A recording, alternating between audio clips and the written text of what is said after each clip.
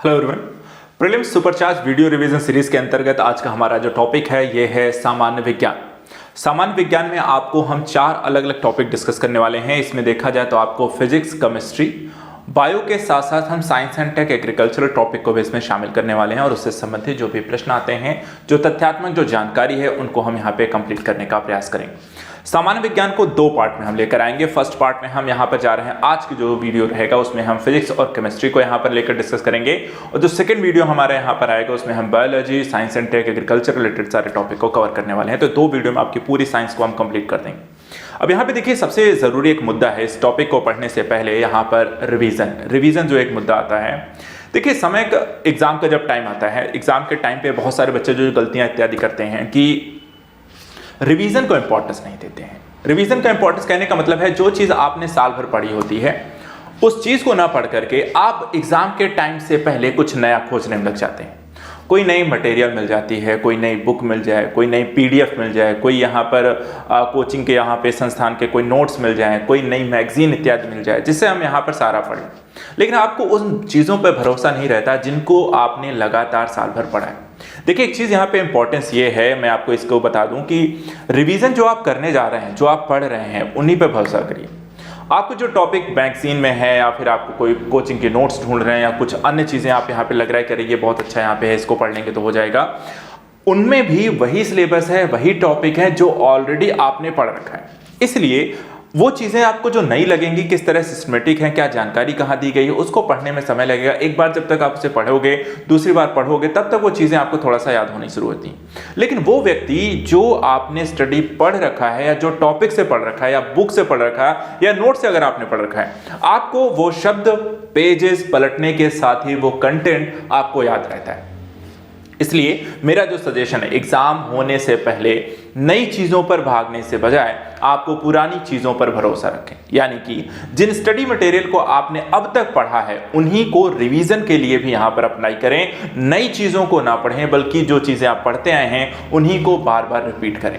Revision के संदर्भ में यहाँ पे देखिए, आपको मैं ये रिवीजन जो करा रहा हूं, मैं हर वीडियो में आपको बोलता हूं कि ये वीडियो सिर्फ रिवीजन के पर्पज से, आप इन्हें सिर्फ रिवीजन के पर्पज से देखें। आपको नए कंटेंट या पीडीएफ या नोट्स के पीछे मत भागिए। आपने जो पढ़ा है, मैं आपको कहता हूं कि आपके पास जो पीडीएफ है, जो आपके पास बुक है, मैं बार बार कहता हूं कि आप इस वीडियो के साथ साथ उन्हीं चीजों को पढ़ें। आपको ये रिवीजन के पर्पस है, आपको टेस्टिंग के लिए, आपको क्वेश्चंस के लिए, आप उन चीजों का यहाँ पर फायदा इसके माध्यम से उठा सकते हैं, रिवीजन कर सकते हैं इसको बार बार सुनते हुए। और इसी को सुनते हुए आप क्या कर सकते हैं, अपनी एक बुक उठा लीजिए, जो भी सब्जेक्ट पढ़ रहे हैं, जो सब्जेक्ट आपने, जो भी बुक आपके पास है, साइंस की है या जो भी नोट्स आपने बना रखे हैं, उसी को उठाकर पढ़ते चलिए। तो क्या हो गया, रिवीजन जो है मल्टीपल टाइम है। एक बार अपने आप से सेल्फ स्टडी करो, दूसरी बार इस वीडियो को देखो, एक बार फिर पढ़ो, फिर वीडियो को देखो, 2 बार वीडियो देख लो, 2 बार अपने स्तर पे पढ़ लो। आपका 100% आप उस टॉपिक पर यहाँ पर आपकी कमांड बन जाएगी। आप मैक्सिमम क्वेश्चन यहाँ पे करके आओगे। बस इस बात को यहाँ पे गांठ बांध लीजिए और 1 महीने सिर्फ इसी तरीके से स्टडी करिएगा, ठीक है। तो यहाँ पर एग्जाम से पहले अगर आप देख रहे हैं तो इसे आप यहाँ पे जरूर इसका फायदा उठा सकते हैं। चलिए बात करते हैं आज के अपने इस वीडियो में साइंस को लेकर के, फिजिक्स केमिस्ट्री को लेकर के किस तरीके के टॉपिक्स हैं, क्या क्या सिलेबस है इसके अंतर्गत और इसमें क्या क्या टॉपिक्स आपको पूछे जाते हैं, उनको लेकर के क्या राय रहती है। तो सबसे पहले देखिए, जो भौतिक विज्ञान शुरू करते हैं, सबसे पहले फिजिक्स को पढ़ते हैं और फिजिक्स में भी पहला जो टॉपिक यहां पर आपको देखिए आता है, मात्रक, इकाई एवं भौतिक राशियों को लेकर के, ठीक है। आइए देखते हैं, यहां पे देखिए, समान भौतिक मात्रा की इकाइयों का प्रतिनिधित्व कौन करता है, तो जूल और कैलोरी दोनों ही समान चीजों के संदर्भ में आती हैं। इसी तरह विद्युत विभव के संदर्भ में जो सही कथन है कि यह एक अदिश राशि है। सदिश और अदिश राशियां कौन कौन सी होती हैं, परिणाम दिशा के संदर्भ में यहां पर चीजों को ध्यान रखेंगे तो याद रहेगा।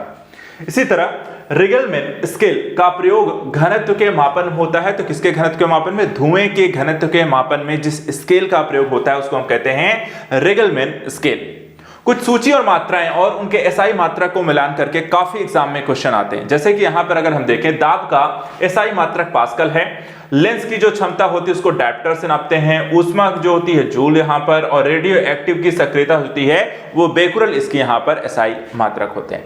इसी तरह देखें, कुछ भौतिक राशियों के एसआई मात्रक पूछे गए, जैसे कि यहां पर भी वही है, दाब पास्कल है, शक्ति या बल का न्यूटन होता है, तापक्रम का देखें तो केल्विन होता है और ऊर्जा का देखें तो जूल होता है। यानी कि मात्रक को लेकर के ध्यान रखें, सदिश राशियां, अदिश राशियां, मात्रक, एसआई मात्रक, इनको लेकर के क्वेश्चन आपके एग्जाम में काफी बनते हैं। इसी तरह यहां पे और देखते हैं, अगला यहां पे देखिए, प्रकाश के द्वारा एक वर्ष में चली गई दूरी जो होती है उसे हम यहां पर क्या कहते हैं, प्रकाश वर्ष। कार्य का मात्रक है यहां पर जूल। तेल का एक बैरल लगभग होता है कितना, 159 लीटर। और चंद्रमा की सतह से एक चट्टान को पृथ्वी पर लाया जाता है तब इसका भार जो है बदल जाएगा, परंतु द्रव्यमान नहीं बदलता है। इसके क्वेश्चन आ चुका है, इसको ध्यान रखिएगा। कोई भी चीज भारतीय वायुमंडल जैसे कि लेकर आई चंद्रमा से, तो वहां पर क्या चेंज होगा क्या नहीं, तो भार बदलेगा लेकिन द्रव्यमान नहीं। इसी तरह सदिश राशियों के संदर्भ में भी ध्यान दीजिए। सदिश राशियां जो हैं, जैसे कि विस्थापन क्या है, एक सदिश राशि है, तो कौन कौन सी राशियां सदिश राशियां हैं, कौन सी अदिश राशियां हैं, ये एग्जाम में काफी पूछा जाता है। ऐसे ही माप की वह इकाई जिसको हम 0.39 से गुणा करने पर इंच यहां पे प्राप्त होता है वो है सेंटीमीटर।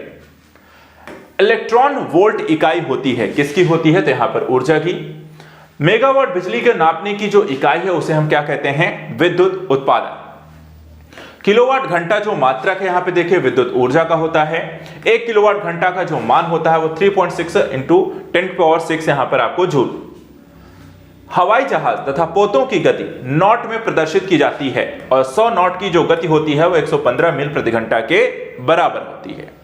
इसी तरह यहां पर अगला जो टॉपिक यहां पर आया सही सुमेलित करने को लेकर के, तो दो क्वेश्चन यहां पर हम देखते हैं। पहला यहां पर आप देखिए दिया हुआ है, एक तरफ यंत्र का नाम दिया हुआ है, दूसरी तरफ वो राशियां जो यहां पर इस यंत्र से नापी जाती हैं। जैसे कि हम एनीमोमीटर से यहां पे जो मापते हैं वो है वायु की गति, एनीमोमीटर से। इसी तरह अमीटर से यहां पे देखिए आपको विद्युत धारा मापी जाती है। टैकोमीटर से हम देखें तो यहां पर घूर्णन की गति मापते हैं, और पायरोमीटर से अगर हम देखें तो यहां पर उच्च ताप को मापा जाता है। इसी तरीके से वायु की जो गति हम मापते हैं किससे मापी जाती है, तो यहां पे ध्यान रखिए एनीमोमीटर। और दूरी की जो इकाई नहीं है वो है आपका वर्ग में। इसी तरीके से यहां पे देखिए कुछ राशियों को उनकी इकाई से जोड़ना है, मिलान करना है। सूचियां यहां पर इस तरह के क्वेश्चन आते हैं, जैसे कि उच्च वेग की इकाई यहां पे देखिए मैक, तरंग दैर्घ्य को देखें हम एंगस्ट्रॉम, दाब को देखें तो पास्कल, और ऊर्जा को देखें तो जूल। ये इस तरीके की आपको यहां पर राशियां आती हैं। इसी तरीके से सूची और मिलान करने को लेकर और भी सारे प्रश्न यहां पर साइंस में आए हैं, जैसे कि भौतिक राशियां इकाइयों में त्वरण को मीटर प्रति सेकंड स्क्वायर इसकी इकाई है, तो बल की अगर हम देखें तो न्यूटन हो गई। और इसके बाद यहां पर देखिए कृत कार्य को लेकर के जूल हो गई, आवेग को देखें तो न्यूटन सेकंड हो गई। इसी तरह कुछ और भी काफी सारे देखिए इस तरह के प्रश्न आपको बनते हैं, इसलिए जब भी यहां पर भौतिक राशियों इकाई वाला पढ़ें तो वहां पर उनके मात्रक, एसआई मात्रक कौन से होते हैं, किस में मापते हैं, ये ध्यान रखें। बस ऐसे ही क्वेश्चन इसमें बनेंगे। क्यूसेक को देखें, क्यूसेक देखिए द्रव प्रवाह की दर होती है। इसी तरह बाइट को अगर हम देखें जिसमें कंप्यूटर है, रिएक्टर को देखें तो भूकंप की तीव्रता है, और बार को अगर हम देखें तो इसमें दाब आता है। वैसे ही तरंग दैर्घ्य को यहां पर देखें तो एंगस्ट्रॉम, ऊर्जा जूल, ध्वनि की तीव्रता डेसिबल, और आवृत्ति को हम यहां पर देखें तो हर्ट्ज से यहां पर मापते हैं।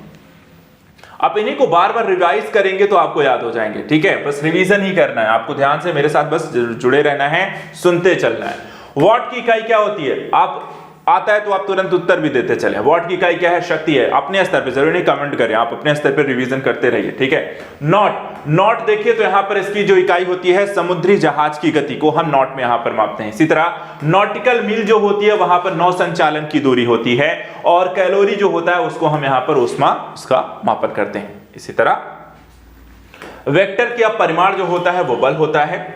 दूसरा जो टॉपिक आता है विभिन्न मापक यंत्रों को लेकर के आए हुए प्रश्न, जैसे कि अति सूक्ष्म समय अंतराल यानी कि नैनो सेकंड से भी कम, यथार्थता जो नापे जाते हैं वो किससे, परमाणु घड़ी द्वारा। इसी तरह पायरोमीटर जो होता है उसके माध्यम से विकिरण तापमापी होता है। पायर हेलियोमीटर का जो प्रयोग करते हैं वो सोलर रेडिएशन को नापने के लिए करते हैं। 1500 सेंटीग्रेड से अधिक का ताप मापने के लिए जो प्रयोग किया जाता है वो पायरोमीटर होता है। अत्यधिक उच्च ताप को मापने के लिए हम पायरोमीटर का प्रयोग करते हैं। वह थर्मामीटर जो 2000 डिग्री मापने हेतु उपयुक्त होता है पूर्ण विकिरण पायरोमीटर। इसी तरह सोनार अधिकांशतः जो हम प्रयोग करते हैं नौ संचालकों के द्वारा।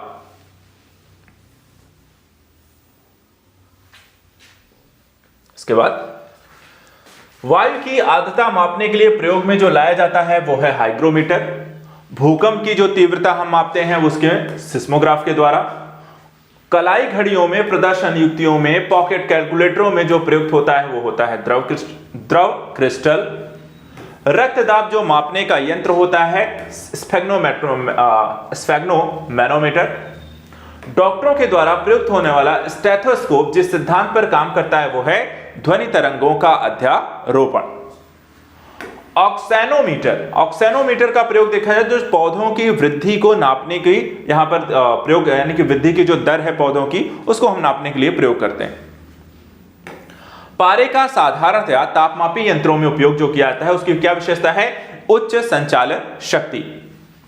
1 नैनोमीटर जो बराबर होता है वो 10.9 मीटर यानी 10.7 और -7 यहां पर सेंटीमीटर के। वस्तु की ऊंचाई नापने के लिए जो प्रयुक्त होता है वो एक सेक्सटेंट यूज किया जाता है। प्रकाश की तीव्रता नापने के लिए जिस उपकरण का प्रयोग किया जाता है उसको हम कहते हैं लक्स मीटर। इसी तरह सूची और मिलान को लेकर के प्रश्नों की यहां पर ज्यादातर जो है भरमार है और आप इस तरीके के सूची मिलान प्रश्नों से आप अवगत रहें। ये तथ्यात्मक जो जानकारी है इससे यहां पर देखें। जैसे कि अब उपकरण है, दूसरी तरफ मापन यंत्र है और ऐसे ही आपको 3 क्वेश्चन दिए हुए हैं लगातार, एक एक करके देखते हैं रिवीजन करने। अमीटर विद्युत धारा मापने के लिए, हाइग्रोमीटर सापेक्ष आर्द्रता मापने के लिए, बैरोमीटर दाब मापने के लिए, स्प्रिंग तुला भार मापने के लिए। इसी तरह स्टेथोस्कोप हृदय की धड़कन सुनने के लिए, स्फेग्नोमैग्नोमीटर रक्तचाप मापने के लिए, कैरोटोमीटर सोने की शुद्धता का पता लगाने के लिए और लक्स मीटर प्रकाश की तीव्रता मापने के लिए। ऐसे ही एक और है एनीमोमीटर वायुवेग, सिस्मोग्राफ भूकंप, बैरोग्राफ वायुमंडलीय दाब और हाइग्रोमीटर वायुमंडलीय आर्द्रता को मापने के लिए प्रयोग करते हैं। अब यहाँ पे कंफ्यूजन नहीं, जैसे कई सारी चीज एक जैसी हैं। अब यहाँ पे वायुमंडलीय दाब वायुमंडलीय आर्द्रता दोनों है, अब इसके लिए यहाँ पर कंफ्यूज नहीं होना है। बैरोग्राफ हाइग्रोमीटर के दोनों ही संदर्भों में यहाँ पर इनका ध्यान रखना है। इसी तरह आमतौर पर समुद्र की जो गहराई हम मापते हैं किसमें? फैथम। अगला देखते हैं। इसके बाद झूठ का पता लगाने में पॉलीग्राफ जब सवालों को उत्तर दिए जाते हैं तो यह माप क्या करता है? एक तो मस्तिष्क की यहां पे सक्रियता और दूसरा आपकी हृदय गति की दर। इन दोनों ही चीजों को आधार बनाकर ही आपको टेस्ट किया जाता है पॉलीग्राफ के माध्यम से। डॉक्टर के स्टेथोस्कोप ध्वनि बढ़ जाती है, इसका कारण है ध्वनि का परावर्तन। सोनोग्राफी में तरंगे किरणें जो प्रयुक्त होती हैं वो पराश्रव्य तरंगे होती हैं। अगला टॉपिक तो हो गया। तीसरा होता है यांत्रिकी एवं गुरुत्व के अधीन जो गति है उससे संबंधित प्रश्नों की एक श्रृंखला इसमें देखेंगे। कौन कौन सी चीजें आपको ध्यान रखनी है? सबसे पहले कुछ विशेषताओं और उनके यहाँ पर जो कण होते हैं उनकी विशेषताएं पता करते हैं। जैसे न्यूट्रिनो जो कण होता है इसकी क्या विशेषता होता है? ये शून्य, इसका द्रव्यमान शून्य होता है। क्वार्क का देखें तो इसका भिन्नात्मक यहाँ पे चार्ज होती है। पॉजिट्रॉन को देखें तो यहाँ पर ये इसके भी जो स्पिन होती है वो भिन्न होती है। और बोसान कणों की बात करें तो इनका स्पिन जो होता है वो इंटीग्रल होता है। इसी तरह एक सितार ध्वनि तरंगे उत्पन्न करती हैं। कैसी? अप्रगामी एवं अनुप्रस्थ दोनों प्रकार की तरंगे सितार के द्वारा उत्पन्न की जाती हैं। प्रत्येक क्रिया के लिए एक समान और विपरीत प्रतिक्रिया होती है। यह कौन सा नियम है? ये न्यूटन का नियम है। लिफ्ट में किसी पिंड का आभासी भार उसके वास्तविक भार से अधिक होता है यदि लिफ्ट ऊपर जाए, नीचे जाए, किधर जाएगी? ऊपर की ओर यहां पर त्वरित होती है। इसी तरह एक भारहीन रबर के गुब्बारे में 200 ग्राम जल भरा हो, जल में इसका भार कितना माना होगा? तो पूरी तरीके से शून्य होगा। इसके बाद अगला टॉपिक यहां पे देखिए, जब किसी पिंड को चंद्रमा से पृथ्वी पर स्थानांतरित किया जाता है तो पृथ्वी पर उसका भार बढ़ जाता है और मात्रा क्या रह जाती है? अपरिवर्तित रहती है। इसी तरह जब किसी वस्तु को पृथ्वी से चंद्रमा पर ले जाया जाता है तो उसका भार यहां पर आपको घट जाता है। वस्तु की मात्रा बदलने पर यहां पर अपरिवर्तित रहेगा, जो घनत्व यहां पर है। यदि 100 ग्राम चीनी को आधा लीटर पानी मिलाकर एक असंतृप्त चीनी का घोल तैयार किया जाए तो यह भौतिक राशि जो नहीं बदलेगी यहां पर देखा जाए तो आयतन। लोलक घड़ियों में सुस्त लोलक घड़ियां जो गर्मियों में सुस्त हो जाती हैं, इसका कारण क्या है कि लोलक की लंबाई बढ़ जाती है, जिससे इकाई दोलन में लगा हुआ जो समय होता है वो भी बढ़ जाता है। जब कुएं से पानी की बाल्टी को ऊपर खींचते हैं तो हमें जो महसूस होता है, बाल्टी जो है कैसा कि पानी की सतह से यहां पर ऊपर जो है भारी हो गई। इसी तरह पीसा की झुकी हुई मीनार गिर जाती है, क्योंकि नहीं गिर जाती है। इसका कारण क्या है? क्योंकि देखा जाए गुरुत्वाकर्षण केंद्र से जाने वाली ऊर्ध्वाधर लाइन रेखा तल के अंदर यहां पर रहती है और इस कारण से ये नहीं गिरती है। समान गति से जा रहे हवाई जहाज से यदि एक बम नीचे गिराया जाता है तो बम के नीचे पहुंचने तक हवाई जहाज की स्थिति होगी बम के ठीक ऊपर। ठीक है। इसी तरह प्रेशर कुकर के अंदर का उच्चतम ताप जो निर्भर करेगा, तो यहां पे देखिए ऊपर के छेद का क्षेत्रफल और उस पर रखे गए यहां पर वजन पर यहां पर डिपेंड करेगा कि प्रेशर कुकर के अंदर यहां पर उच्चतम ताप कितना है।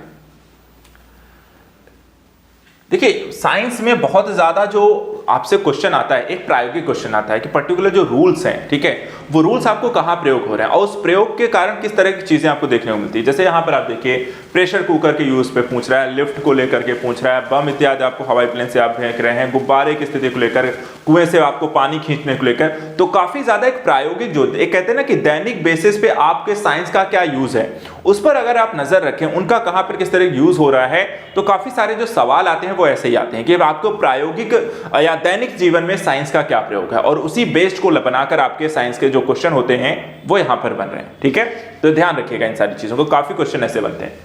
इसी तरह एक और जैसे ही क्वेश्चन है कि हवाई जहाज से यात्रा करते समय पेन से स्याही निकलने लगती है, क्यों? क्योंकि वायुदाब में यहां पर कमी हो जाती है और इसके कारण ऐसा होता है। रॉकेट जो कार्य करता है संवेग संरक्षण के सिद्धांत पर, तो एक और प्रयोग, रॉकेट जो आप देखते हैं उड़ता है, कैसे यहां पर ऊपर की ओर चला जाता है, कौन से सिद्धांत लगता है? जेट इंजन जो कार्य करता है तो रैखिक संवेग संरक्षण के सिद्धांत पर। इसी तरह एक और प्रयोग पूछा गया कि यदि मान लीजिए पृथ्वी पर गुरुत्वाकर्षण बल अचानक से लुप्त हो जाता है तो परिणाम सही होगा क्या? कि वस्तु का भार शून्य हो जाएगा परंतु द्रव्यमान वहां पर वही रहेगा, उसमें कोई चेंजेस नहीं आएंगे। इसी तरह यदि पृथ्वी और सूर्य की दूरी जो उनके स्थान पर दोगुनी होती है, सूर्य के द्वारा पृथ्वी पर गुरुत्वाकर्षण जो बल लगता है वह होता है जब जितना है उसका चौथा भाग हो जाएगा। इसी तरह किसी वस्तु का भार ध्रुवों पर क्या होता है? हमेशा अधिकतम होता है। लोहे की एक गेंद जिसका पृथ्वी पर भार 10 किलोग्राम है, उसका अंतरिक्ष में भार कितना हो जाएगा? शून्य हो जाएगा, द्रव्यमान रहेगा, भार शून्य हो जाएगा। इसी तरह मानव शरीर का भार अधिकतम कहां होता है? तो ध्रुवों पर होता है। वायुमंडलीय दाब का अचानक गिरना यह इंगित करता है कि भाई तूफान आने वाला है, अगर वायुमंडलीय दाब अचानक से गिर जाए तो। एक व्यक्ति स्थिर जल में नाव में खड़ा है, यदि वह किनारे की ओर चले जाए तो किनारे से वहां पर उसकी दूरी बढ़ेगी। इसी तरह पानी से भरे एक बीकर में एक बर्फ का टुकड़ा तैर रहा है, जब संपूर्ण बर्फ यहां पर पिघल जाएगा तो स्थिति क्या होगी? कि पानी की सतह यहां पर आपको देखा जाए तो अपरिवर्तित रहेगी। इसी तरह एक व्यक्ति चलती रेलगाड़ी में इंजन की ओर मुंह करके बैठा है, वह एक सिक्का उछालता है जो उसके पीछे गिरता है, तो रेलगाड़ी जो चल रही है आगे गतिवर्धन के साथ। इसी तरह नदियों में पानी के बहाव के लिए जो जिम्मेदार होता है वो घर्षण का बल जिम्मेदार होता है। इसके बाद देखें पानी का घनत्व अधिकतम जो होता है वो 4 डिग्री सेल्सियस पर, जल का अधिकतम जो घनत्व होता है वो 270 केल्विन पर। एक ट्रेन जैसे ही चलना आरंभ करती है उसके बैठे हुए यात्री सिर पीछे की ओर यहां पर झुक जाता है, इसका कारण क्या है? कि बैठे बैठे अचानक से पीछे की ओर हो जाते हैं। ऐसा क्यों होता है? स्थिरता का, जड़त्व का जो नियम है उसके कारण।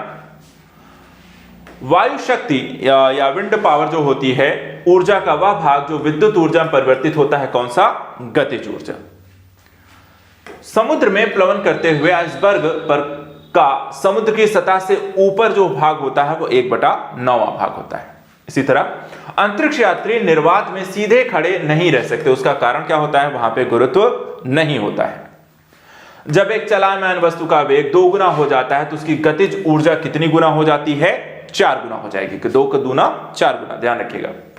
इसी तरह एक अंतरिक्ष यान, ठीक है, काफी सारे यहां पे देखिए आप अंतरिक्ष यानों को देखते हैं। एक अंतरिक्ष यान जो यहां पर पृथ्वी का मान लीजिए चक्कर लगा रहा है, से एक यहां पर सेब आपको छोड़ दिया जाए तो यहां पे अंतरिक्ष यान के साथ साथ उसकी गति क्या हो जाएगी? गतिमान रहेगी। ठीक है, कलाई घड़ियों में, प्रदर्शन युक्तियों में, एक पॉकेट कैलकुलेटर में यहां पर देखा जो प्रयुक्त होता है वो द्रव क्रिस्टल होता है। जब एक व्यक्ति उपग्रह में पृथ्वी का चक्कर लगाता है तो उस समय उसकी स्थिति क्या होगी? द्रव्यमान अपरिवर्तनीय रहेगा, परंतु भार क्या हो जाता है? शून्य हो जाता है। ये क्वेश्चन बार बार रिपीटेड किया गया है, ठीक है। अपने अक्ष पर एक उपग्रह पर बराबर पृथ्वी के चक्कर लगाता रहता है, वह ऐसा करता है अभिकेंद्रित बल के कारण। चलिए अब आते हैं अगले चैप्टर पर। स्थूल पदार्थों के गुणों को लेकर किस तरीके के प्रश्न यहां पर एग्जाम में पूछे गए हैं? जैसे कि जब किसी साबुन के बुलबुले को आवेशित किया जाता है तो क्या घटित होता है कि त्रिज्या बढ़ जाती है। इसी तरह विभिन्न स्थानों पर भार का मान परिवर्तित होता है, जबकि द्रव्यमान जो रहता है वो कैसा? स्थिर रहता है। एक कमजोर यानी कि दुर्बल जो बल है, जब तक अधिक द्रव्यमान प्रयुक्त ना हो वो कैसा रहेगा? उसका गुरुत्वाकर्षण बल रहेगा। अर्धचालक क्या है? तो यहां पे देखिए अर्धचालक जो होता है, जैसे कि सिलिकॉन जो है वो क्या है? एक अर्धचालक होता है। साबुन के बुलबुले के अंदर का जो दाब होता है वो वायुमंडलीय दाब से क्या होगा? अधिक होता है। तेल जल के तल पर फैल जाता है, इसका कारण क्या है? क्योंकि तेल का तल तनाव पानी से यहां पर हमेशा कम होता है। लोहे की सुई पारे की तरह यहां पर तैरती रहती है पृष्ठ तनाव के कारण। तो लोहे की सुई देखा जाए पानी में डूब जाती है, लेकिन पारे की सतह पर वो तैरती रहेगी, तो उसका कारण होता है उसके पृष्ठ तनाव के कारण। एक सुई पानी में डूब जाती है, जबकि लोहे से बना जहाज जो है पानी पे तैरता रहता है, इसका क्या कारण है? तो सुई का अपेक्षित घनत्व उसके द्वारा हटाए गए पानी के अपेक्षित घनत्व से यहां पर हमेशा अधिक होता है। इसी तरह जब कोई जहाज नदी से सागर में घुसता है तो वह कुछ ऊपर की ओर हमेशा उठेगा। कमरे के ताप पर सिलिकॉन होता है, वह एक क्या है? अर्धचालक होता है। चलिए बात करते हैं कुछ ध्वनि और तरंगों से संबंधित प्रश्नों को लेकर के। जैसे कि मनुष्य का कान सबसे सुग्राही होता है 1000 हर्ट्ज पर।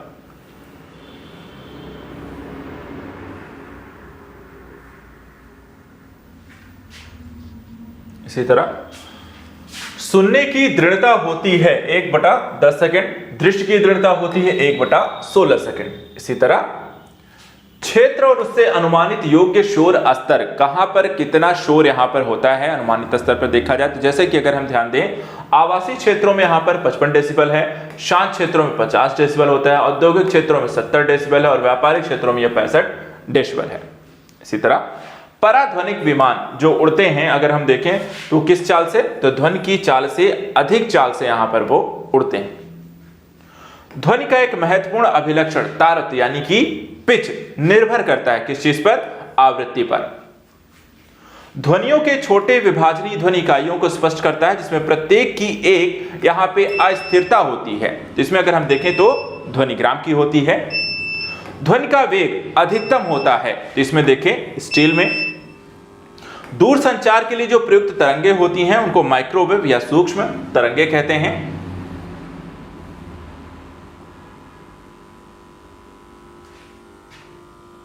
इसके बाद दूरदर्शन प्रसारणों में ध्वनि संकेतों को प्रेषित करने में जो प्रयुक्त तकनीकी होती है वो आवृत्ति मॉड्यूलन होती है।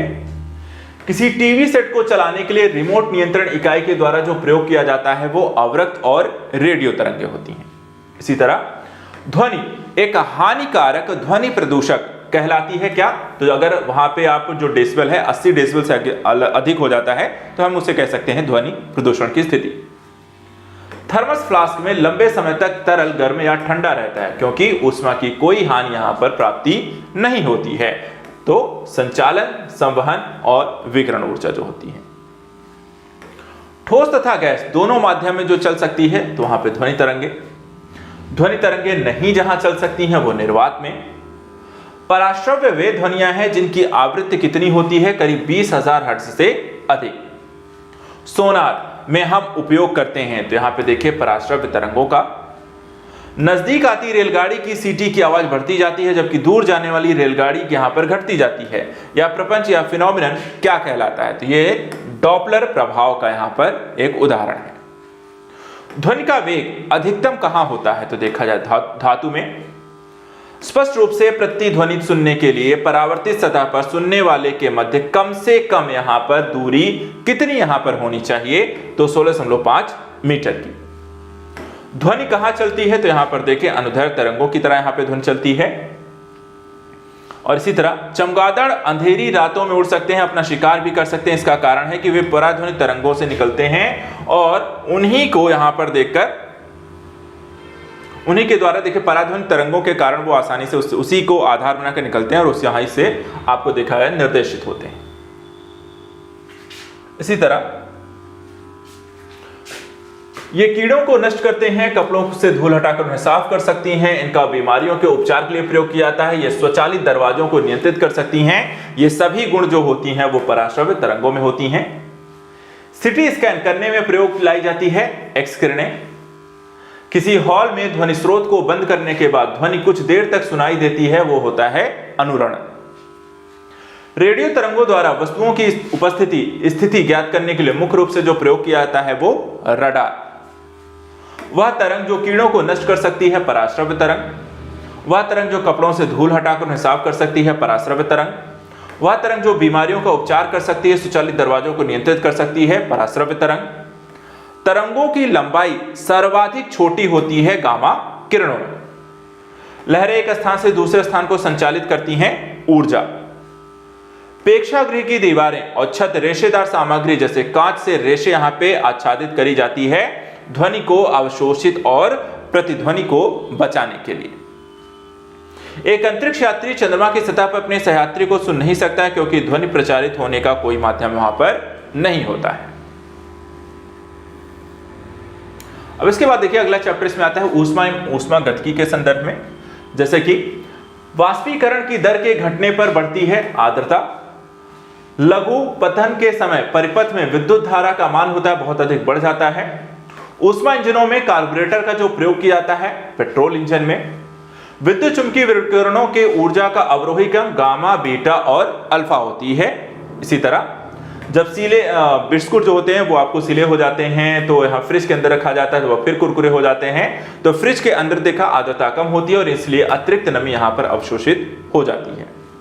इसी तरह गीले कपड़े सबसे जल्दी सूख जाएंगे, 20% यहाँ पर आर्द्रता और 60 डिग्री यहाँ पर तापमान पर। रेफ्रिजरेटर में खाद्य पदार्थ को ताजा रखने हेतु यहाँ पे सुरक्षित जो तापमान होता है वो है 4 डिग्री सेल्सियस। गर्मियों में सफेद कपड़े पहनना सबसे ज्यादा आरामदायक होता है कि वे अपने ऊपर पड़ने वाली सारी ऊष्मा को यहाँ पे परावर्तित कर देती हैं। शीतकाल में जब झील की ऊपरी सतह का पानी बर्फ में बदल जाता है फिर भी जलीय जंतु देखा जाए जीवित रहते हैं क्योंकि पानी का घनत्व 4 डिग्री सेल्सियस पर सबसे अधिक होता है, जिससे बर्फ की ऊपरी परत के नीचे पानी यहाँ पर रहता है। और यदि जल का तापमान 9 डिग्री गिरकर 3 डिग्री कर दिया जाए तो जल का आयतन क्या होगा, पहले घटेगा और बाद में यहां पर आपको बढ़ जाएगा। तो इस तरीके के यहां पर क्वेश्चन जो है आपको ध्यान रखने हैं। अभी काफी सारी चीजें जो हैं आपको प्रयोग के संदर्भ में पूछी जा रही है, ठीक है। तो और ऐसे किस तरह के क्वेश्चन यहां पर पूछे जाएंगे उसको भी देखते हैं। चलिए आगे इसके देखते हैं। ठीक है, यहाँ पे अगला क्वेश्चन है कि जब किसी बोतल में पानी भरा जाता है, ठीक है, जब किसी बोतल में पानी भरा जाता है और उसमें उसे जमने दिया जाता है तो बोतल टूट जाती है। ऐसा क्यों होता है? क्योंकि पानी जमने पर यहाँ पर देखा जाए तो फैलता है, जिसके कारण ये घटना होती है। मनुष्य आर्द्रता व गर्मी से परेशानी अनुभव करता है, इसका कारण क्या है? क्योंकि पसीना जो होता है आर्द्रता के कारण यहाँ पे वाष्पित नहीं होता है। गर्मी के मौसम में एक पंखा आराम का बोध कराता है क्योंकि हमारा पसीना यहाँ पर अधिक गति से यहाँ पर वाष्पित होता है। शीशे की जो छड़ होती है जब भाप में रखी जाती है तो इसकी लंबाई यहाँ पर बढ़ जाती है परंतु इसकी चौड़ाई नहीं, जब भी यहाँ पर देखा है पर इसकी चौड़ाई भी यहाँ पर देखा है तो बढ़ेगी। अधिक गंभीर ज्वलक पैदा होता है तो देखा जाए भाप से। ऊष्मा का सर्वाधिक उत्तम जो चालक होता है, बेस्ट कंडक्टर क्या होता है? जल होता है। जब बर्फ यहाँ पर पिघलता है तब देखा जाए तो उसका आयतन क्या हो जाएगा? घट जाएगा। एक लोहे के गेंद को गर्म किया जाए तो सर्वाधिक प्रतिशत में वृद्धि होगी, कहां? उसके आयतन। बादल आच्छादित रातें स्वच्छ रातों वाली रातों से कहीं अधिक यहाँ पर गर्म होती हैं क्योंकि देखा जाए तो बादल जो होता है पृथ्वी तथा हवा से यहाँ पे ऊष्मा का विकिरण रोकता है और इस कारण से ये ऐसी घटना होती है। रेफ्रिजरेटर में थर्मोस्टेट का कार्य क्या होता है? एक समान तापमान को बनाए रखना। इसी तरह यदि एक चाय के प्याले में इस चाय को 90 डिग्री से 80 डिग्री तक ठंडा होने में ठीक 1 मिनट यहाँ पे लगता है, उसी को 70 डिग्री से 60 डिग्री ठंडा होने में कितना समय लगेगा? ठीक 1 मिनट। चलिए, तो यहाँ पे देखिए सामान्य विज्ञान में फिजिक्स केमिस्ट्री के संदर्भ में आपको ज़्यादातर जो सिद्धांत पढ़ेंगे, सिद्धांत आप अगर एक बार समझ लें तो उसके प्रयोग सबसे ज़्यादा पढ़ें, क्योंकि प्रयोग ही सबसे ज़्यादा तरीके से पूछे जाते हैं, ये जो कि हमने यहाँ पर अभी तक देखा है। इसी तरीके से जल का क्वथनांक कितना है 373 केल्विन, मानव शरीर का सामान्य ताप 310 केल्विन, जल का अधिकतम घनत्व 270 केल्विन पे और -40 डिग्री जो फ़ारेनहाइट है 273 केल्विन ए होता है। यदि एक बंद कमरे में रखे रेफ्रिजरेटर का यहाँ पे दरवाजा खुला छोड़ दिया जाए तो कमरे में तापमान क्या हो जाएगा, लगातार बढ़ने लगेगा। यदि हम एक लोहे के टुकड़े को गर्म करते जाएं और प्रथम वह हल्का लाल चमकता है, फिर देखा जाए तो सफेद और अंत में यहाँ पर कैसा हो जाएगा, नारंगी। इसी तरह वायु कूलर यानी कि शीतलक अधिक प्रभावी कब होता है, रेगिस्तानी क्षेत्रों में। क्रीम निकालने वाले संयंत्र में दुग्ध चर्बी अलग हो जाने का जो कारण होता है, केंद्र से हट जाने वाला यहाँ पर सेंट्रीफ्यूजल बल। चिड़ियों के उड़ने से न्यूटन का सिद्धांत जो सिद्ध होता है वह है गति का तीसरा नियम। इसी तरह परम शून्य उस तापक्रम को कह सकते हैं जिस पर किसी गैस की आणविक गति यहाँ पर रुक जाए, वो आपका परम शून्य ताप हो जाएगा। किसी बॉडी यानी पदार्थ की गतिज ऊर्जा होगी उसके संवेग के अनुपात में होती है। इसी तरह रेफ्रिजरेटर में थर्मोस्टेट का जो कार्य है एक समान तापमान को बनाए रखना। इसके बाद बर्फ के दो ब्लॉक यानी टुकड़े जब आपस में दबाए जाते हैं तो एक ब्लॉक बन जाता है, तो बर्फ क्या हो जाता है, एक ब्लॉक बन जाएगा। ऐसा क्यों होता है कि बर्फ का गलनांक दबाव के बढ़ने से यहां पर घटता जाता है। दो पानी की छोटी बूंदें एक दूसरे से संलीन होकर बड़ी बूंद बनाती हैं, यह प्रक्रिया क्या होती है, इससे ऊर्जा विमुक्त होती है। इसी तरह हम देखें प्रकाश का जो चैप्टर आता है लाइट, वहां पर से किस तरीके के टॉपिक्स आपको आते हैं, क्या चीजें आपको ध्यान रखनी चाहिए जब भी आप प्रकाश पढ़ रहे हैं, किस तरीके के प्रश्न यहां पर बनते हैं। जैसे कि प्रकाशीय संचार का लाभ नहीं है, तो देखा जाए क्या होता है, इसकी अधिक गति। वायुमंडल में प्रकाश के प्रसार का जो कारण है धूलकण, ज्यादा सूर्य की रोशनी परावर्तित करता है ताजा बर्फ से ढकी भूमि। दो एक जैसे बल्ब को प्रकाश जोड़ने पर अधिक परेशानी होगी अगर हम उसे समानांतर क्रम में जोड़ते हैं, तो ज्यादा रोशनी यहां पर आपको मिलती है। इसी तरह सौर ऊर्जा को विद्युत ऊर्जा में परावर्तित किया जाता है फोटोवोल्टेइक कोशिकाओं के द्वारा। मृग तृष्णा का बनना उदाहरण किस चीज का है, कुल आंतरिक परावर्तन का। एक ब्लैक बॉडी यहां पर नहीं बनती है, नहीं करता है, एक ब्लैक बॉडी नहीं करता है क्या, विकिरण का अपवर्तन। आइंस्टाइन को नोबेल पुरस्कार जो दिया गया था किस क्षेत्र में दिया गया था, उनका प्रकाश विद्युत के सिग्नल के संदर्भ में खोज के लिए। वह जिसका वेग अधिकतम होता है प्रकाश। दूरदृष्टि दोष में प्रतिबिंब कैसा बनता है, तो रेटिना के पीछे बनता है। इसके बाद प्रकाश को सूर्य से पृथ्वी तक पहुंचने में कितना समय लगता है, लगभग 8 मिनट। हम कमरे में सूर्य का प्रकाश जो पाते हैं वो प्रकीर्णन के द्वारा पाते हैं। सूर्य के प्रकाश के विक्षेपण के कारण दिखाई पड़ता है क्या, इंद्रधनुष की घटना। इंद्रधनुष के मध्य में क्या दिखाई देता है, हरा रंग। सूर्य के प्रकाश के रंगों की जो संख्या होती है वो 7 होती है। जो इंद्रधनुष जो होता है बिग प्योर हम उसको कहते हैं, जो आपको 7 रंगों का होता है। शरीर के अंदर के अंगों को देखने के लिए डॉक्टर एंडोस्कोप का यहाँ पर उपयोग करते हैं। यह किस चीज पर आधारित है, प्रकाश को पूर्ण आंतरिक परावर्तन के सिद्धांत पर। जल के अंदर वायु का बुलबुला व्यवहार करता है कैसा, तो यहाँ पे देखें अपसारी लेंस जैसा। एक कटा हुआ हीरा जगमगाहट के साथ चमकता है, उसका कारण क्या है, पूर्ण आंतरिक परावर्तन के कारण। इसी तरह प्रकाश वोल्टी जो सेल होते हैं, तो यहाँ पर देखें सौर सेल। मानव की सामान्य स्वस्थ आंख के लिए स्पष्ट दृष्टि की न्यूनतम दूरी जो मानी जाती है वो होती है 25 सेंटीमीटर। इसी तरह कार के पीछे आने वाले यातायात को देखने के लिए जो उपयोग किया जाता है वो है उत्तल दर्पण। प्रकाश के एक बिंदु स्रोत को दो समानांतर समतल दर्पणों के मध्य रखने पर प्रतिबिंब कैसे बनते हैं, अनंत पर बनेंगे। इसके बाद CFL का पूर्ण रूप होता है कॉम्पैक्ट फ्लोरेसेंट लैंप। आकाश का जो रंग है हमें नीला दिखाई देता है। इसका कारण क्या है कि प्रकाश के प्रकीर्णन की घटना के कारण। प्रकाश में जो वस्तुएं हमें दिखाई पड़ती हैं इसका कारण होता है परावर्तन। रोगियों के दांत देखने में दंत चिकित्सकों के द्वारा जो प्रयोग दर्पण होता है वो होता है अवतल दर्पण। निकट दृष्टि दोष यानी कि मायोपिया वाला व्यक्ति देख सकता है, नजदीक स्थित वस्तु को स्पष्ट रूप से वहां पर देख सकता है। निकट दृष्टि दोष को ठीक किया जाता है अवतल लेंस के प्रयोग करके। इसी तरह मृग मारीचिका का कारण है, तो यहां पे देखिए प्रकाश का पूर्ण आंतरिक परावर्तन। प्रकाश का रंग निर्धारित होता है, तो यहां पर देखें इसके तरंगदैर्घ्य से। क्षितिज के समीप सूर्य एवं चंद्रमा के दीर्घ वृत्ताकाल दिखाई देने का जो कारण होता है वो होता है अपवर्तन। इसी तरह दृष्टिपटल यानी कि रेटिना पर जो चित्र बनता है, तो यहां पर देखें वह वस्तु से छोटा होता है और उल्टा होता है। इसी तरह हीरा चमकदार दिखाई देता है, तो यहां पर संपूर्ण आंतरिक परावर्तन के कारण। मनुष्य की आंख में प्रकाश तरंगे स्नायु उद्वेगों में परावर्तित होती हैं, तो यहां पे देखिए अक्षपट यानी कि रेटिना पर। आंख में संकेंद्रण जो होता है लेंस की उत्तलता में परिवर्तन के द्वारा। मानव आंख दृश्य प्रकाश के लिए तरंगदैर्घ्य के लिए सर्वाधिक सुग्राही जो होता है वो 5500 एंगस्ट्रॉम। धूप के चश्मे की पावर जो होती है वो 0 डायोप्टर होती है।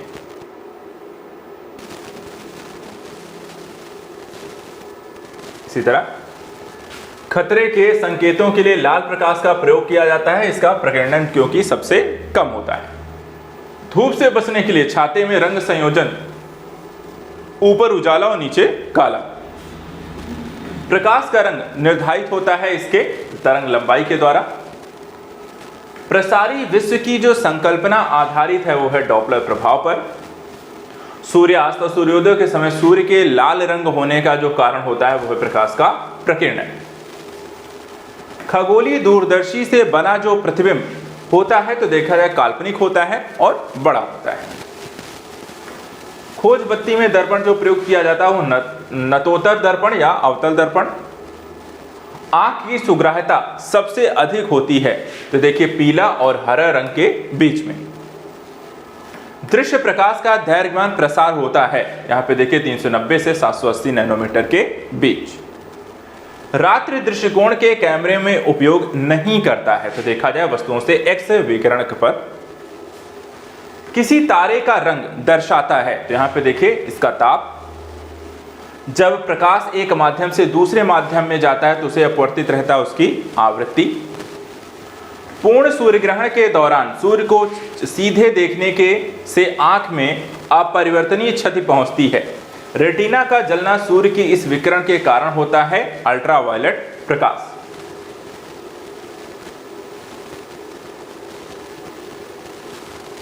इसके बाद पेंसिल सरीखे एक पिंड को चलते हुए टीवी पर्दे या ट्यूबलाइट के सामने तेजी से घुमाने पर उस पिंड के कई प्रतिबिंब यहां पर दिखाई पड़ते हैं। इसका कारण क्या है? स्ट्रोबोस्कोपी प्रभाव। आंख में जो अंध बिंदु और पीत बिंदु पाए जाते हैं वो कहां पाए जाते हैं? दृष्टिपटल। दृष्टिपटल यानी कि रेटिना पर जो चित्र बनता है वस्तु छोटा और हमेशा उल्टा बनता है। वैज्ञानिकों ने हाल ही में विश्व का सबसे छोटा प्रकाश बल्ब बनाया है ग्रेफीन की सहायता से। किसी व्यक्ति का पूरा प्रतिबिंब देखने के लिए एक समतल दर्पण की जो न्यूनतम ऊंचाई होनी चाहिए वो व्यक्ति की ऊंचाई की आधी होनी चाहिए। एक समतल दर्पण की जो वक्रता त्रिज्या होती है वो क्या होती है? अनंत होती है। देखा जाए प्रकाश का जो वेग अधिकतम होता है निर्वात में होता है। मानव आंखों की पुतली जिस एल्काइड के अति तनु विलयन में फैलती है वो है एट्रोपिन। प्रकाश सीधी रेखा में चलता प्रतीत होता है क्योंकि प्रकाश का तरंगदैर्घ्य जो होता है बहुत छोटा होता है। पर्यावरण स्वच्छ रखने की दृष्टि से सर्वोत्तम जो ऊर्जा होती है वो होती है सौर सेल। पानी से भरे बर्तन में डुबाई गई छड़ मुड़ी हुई प्रतीत होती है अपवर्तन के कारण। सूर्योदय सूर्यास्त के तुरंत पहले सूर्य का अंडा का प्रतीत होना अपवर्तन के प्रभावों का ही कारण होता है।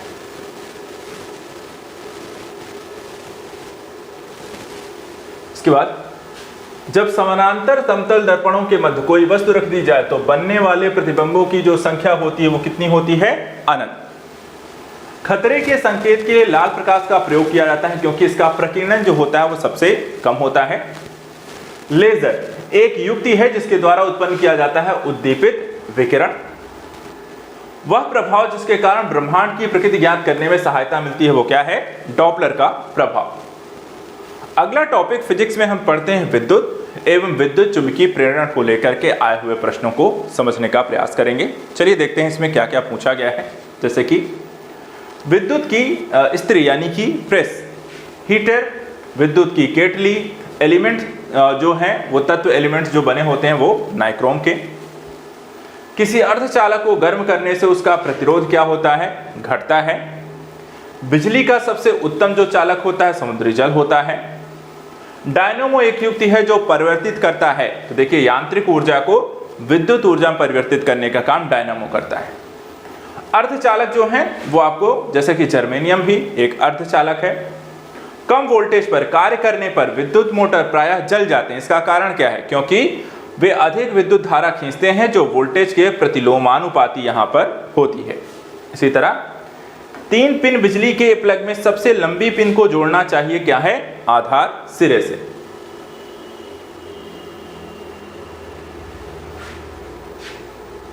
इसके बाद जब टीवी का स्विच ऑन किया जाता है तो श्रव्य और दृश्य दोनों एक साथ यहां पर शुरू हो जाते हैं।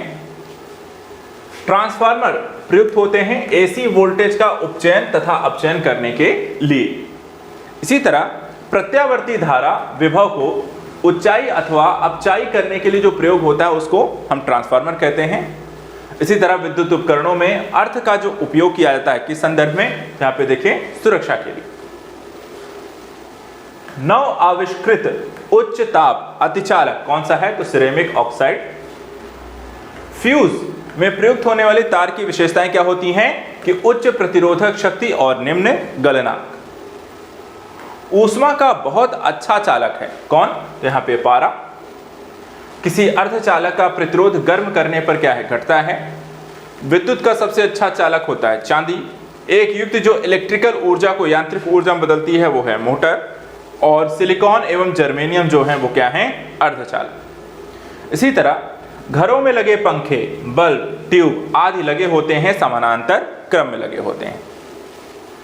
आपस में जुड़ी दो आवेशित वस्तुओं के बीच विद्युत धारा नहीं प्रभावित होती है यदि वे यहां पे समान यहां पर विभव पर हो।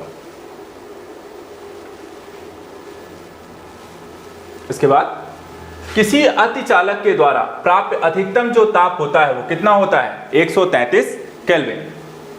ट्रांजिस्टर का एक महत्वपूर्ण यहां पे भाग क्या है? जर्मेनियम। यांत्रिक ऊर्जा को विद्युत ऊर्जा में परिवर्तित करना जो कार्य है किसका है? डायनेमो का। फ्यूज में प्रयुक्त होने वाले तार की जो विशेषता होती है उच्च प्रतिरोध और निम्न गलनांक। डायोड जो प्रकाश उत्सर्जित करता है जब उसमें विद्युत धारा प्रवाहित की जाती है वह होता है एलईडी, यानी कि यहां पर आपको एलईडी हो गया। इसके बाद अब आते हैं चुंबकत्व को लेकर के, यानी कि मैग्नेटिज्म को लेकर के किस तरीके के प्रश्न आए हैं। दूसरा इसमें एक और चैप्टर जुड़ता है नाभिकीय भौतिकी, उसको लेकर के भी प्रश्न एग्जाम में आते हैं। दोनों ही चैप्टर में देखिए चुंबकत्व को लेकर ज्यादा प्रश्न तो नहीं आए हैं लेकिन जो आते हैं उनको ध्यान रखिए। जैसे कि चुंबक द्वारा आकर्षित जो नहीं होता है एल्युमिनियम। कुंडली या जिसे हम कहते हैं कॉइल में टर्न्स की यहां पे संख्या बढ़ाने से चुंबकीय क्षेत्र की शक्ति क्या होती है? वो घट जाती है। यदि किसी चुंबक को बराबर लंबाई के 2 टुकड़ों में काट दिया जाए तो दोनों टुकड़े संपूर्ण चुंबक की भांति यहां पर कार्य करने लगते हैं। और अस्थायी जो चुंबक बनते हैं वो किसके बनते हैं? फेरोचुंबकीय पदार्थों से। न्यूक्लियर फिजिक्स के बारे में बात करें, नाभिकीय भौतिकी एक ऐसा चैप्टर है जहां पर आपके काफी प्रश्न बनते हैं। जैसे कि क्वेश्चन कैसे बने हैं? एक नाभिकीय गुण है, क्या है? तो यहां पे देखिए रेडियोधर्मिता। नाभिकीय रिएक्टर में मंदक के रूप में जो प्रयोग किया जाता है वो होता है ग्रेफाइट। न्यूक्लियर रिएक्टरों में विमंदक और प्रशीतक दोनों तरह की प्रयुक्त होने वाला जो पदार्थ होता है वो होता है भारी पानी।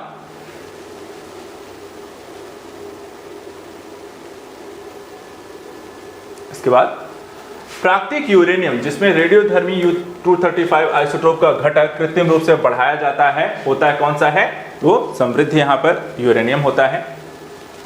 सितारों में अक्षय ऊर्जा के स्रोत का जो कारण है हाइड्रोजन का हीलियम में परिवर्तित होना। इसी तरह सूर्य की जो ऊर्जा उत्पन्न होती है कैसे होती है? नाभिकीय संलयन के द्वारा। सौर ऊर्जा जो उत्पन्न करती है, तो यहां पर भी देखिए सौर ऊर्जा भी नाभिकीय संलयन से उत्पन्न होती है। नाभिकीय रिएक्टर और परमाणु बम में जो अंतर है वो नाभिकीय रिएक्टर श्रृंखला अभिक्रियान्वयन नियंत्रित यहां पर होता है। एटम बम किस सिद्धांत पर यहां पर आधारित होता है? तो नाभिकीय विखंडन पर। परमाणु बम का कार्यकारी सिद्धांत यूरेनियम का नाभिकीय विखंडन है और हाइड्रोजन बम का यहां पे कार्यकारी जो सिद्धांत होता है वो है ड्यूटेरियम का नाभिकीय संलयन। अनियंत्रित संलयन अभिक्रिया सिद्धांत किस पर आधारित है? तो देखें हाइड्रोजन बम पर। जो विखंडन होने वाले पदार्थ को उससे अधिक उत्पन्न करता है जितना वह जलाता है, तो वह क्या है? तो यहां पर देखिए एक ब्रीडर रिएक्टर। इसी तरह कल्पक्कम सुर्खियों में रहा है अपने परमाणु शक्ति परियोजना के कारण। कल्पक्कम के फास्ट ब्रीडर टेस्ट रिएक्टर में शीतलक के रूप में क्या प्रयोग किया गया है? गलित सोडियम। नाभिकीय ईंधन के रूप में प्रयोग नहीं किया जा सकता है कैल्शियम का। भारत का परमाणु संयंत्र 4 भूकंपीय सेफ्टी पेटी में यहां पर जो अवस्थित है वो कौन सा है? नरौरा। भारत का 20वां परमाणु बिजली जो घर है वो है कैगा, जो कि कर्नाटक में पड़ता है।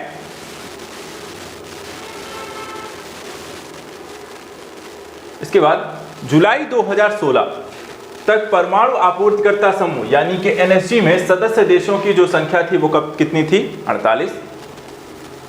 वे जो बहुत अधिक तापक्रम पर कार्य करते हैं एवं साधारणतः उनको टोकामेक डिजाइन यहां पर होते हैं, वो क्या है? नाभिकीय संलयन रिएक्टर।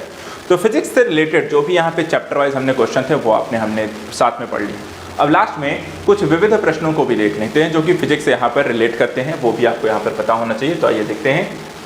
विविध के अंतर्गत जैसे कि किसी तत्व का इलेक्ट्रॉनिक विन्यास 284 है, तो इस तत्व का जो नाम होगा क्या है? आपका सिलिकॉन।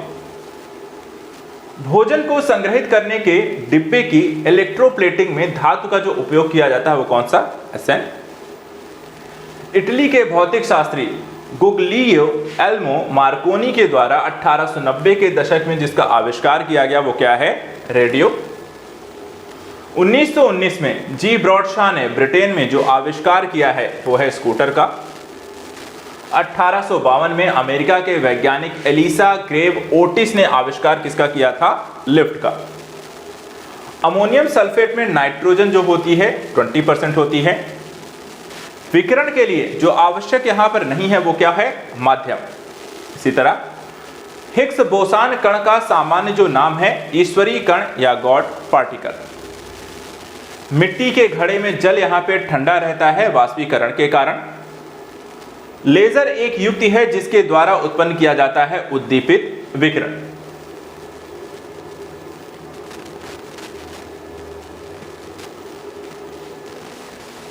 इसके बाद स्वचालित कलाई घड़ियों में उपयोग किया जाता है हमारे हाथ के विभिन्न संचालन से यहां पर।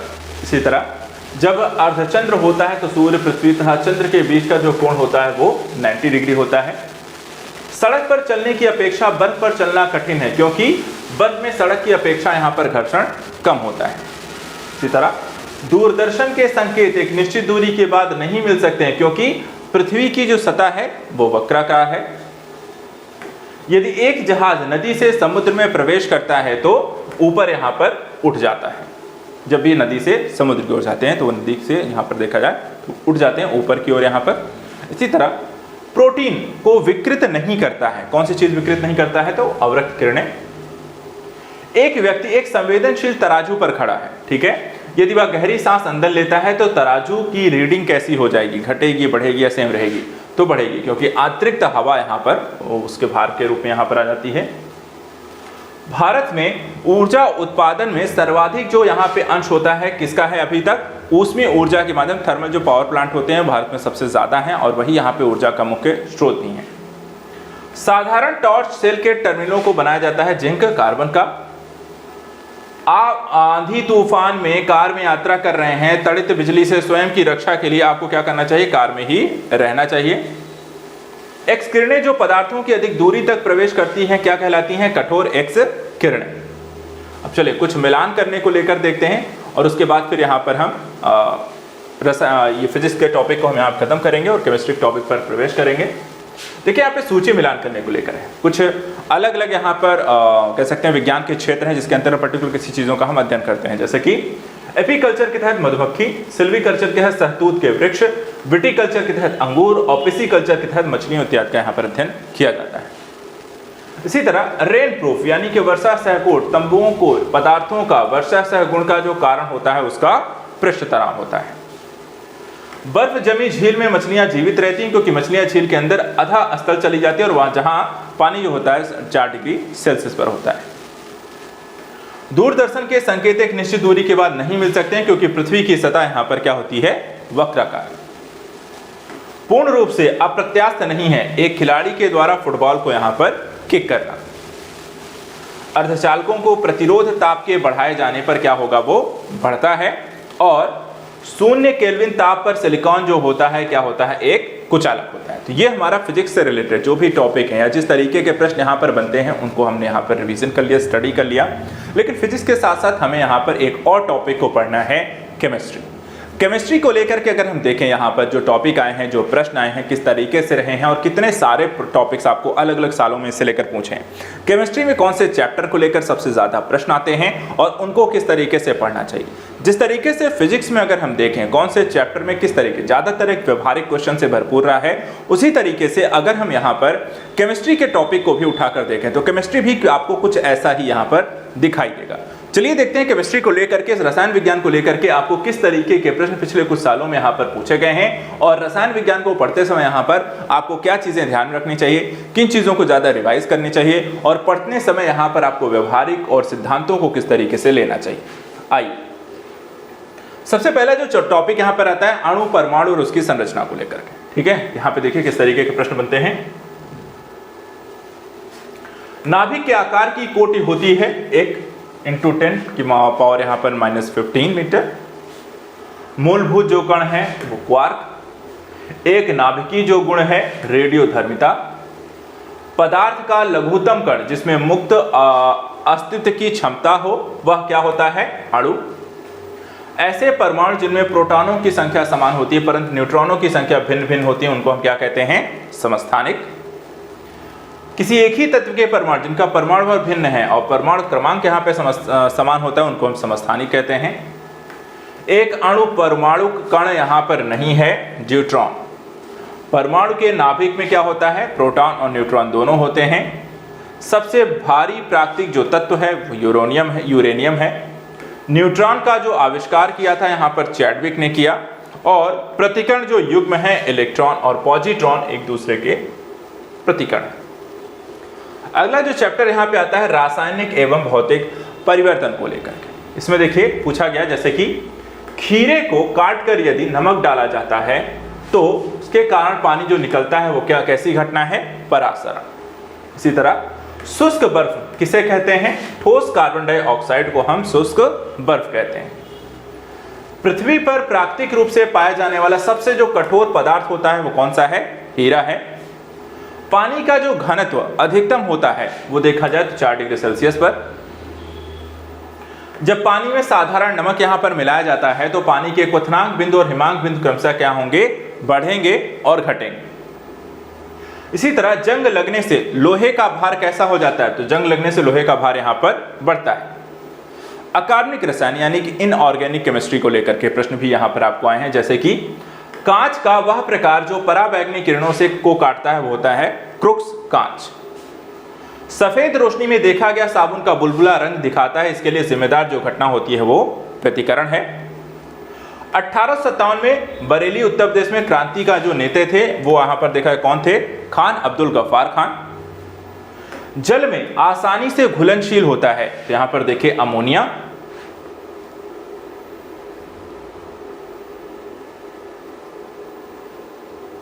इसके बाद किसी व्यक्ति का रक्तचाप 140 mmHg है तो इसका उल्लेख Hg से तात्पर्य क्या होता है, मरकरी से होता है।